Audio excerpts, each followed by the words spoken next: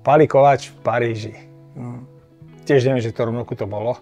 V registračke by som to vedel nájsť, ale otecko reprezentoval Československo. Bol to medzištátny zápas Francúzsko-Československo. Cestovali autobusom a prišiel tam taký sprievodca, ktorý bol z Česka a vstúpil do autobusu a medzi prvými otázkami alebo prvé vety, ktoré boli, pýtal sa, doboxuje váhu do 75 kg. A tam ti povedali, že to je Palikovač, to je vybavené, to je v poriadku, tam žiadny problém není.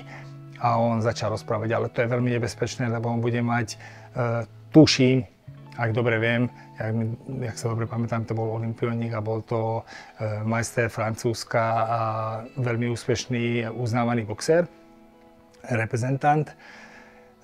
Tak sa pýtal ten pán sprievodca sa pýtal, že ktorý je ten Palikovač. Išiel k môjmu oteckovi, ktorý tam v autobuse hral karty so svojimi kolegami a úplne v pohode bol a ten sa opýtal, že ktorý z vás je ten Palikovač, že to som ja. A že ty budeš mať veľmi nebezpečného súpera, že dávaj na ňo pozor a je to Erik Kopec a musíš dávať pozor. A otecko, daj mi teraz pokoj, ja hrám teraz karty a v boxerskom ringu sa potom ukáže, kto je nebezpečný a ako to je a s týmto nejako ukončí. Nechce sa tomu venovať.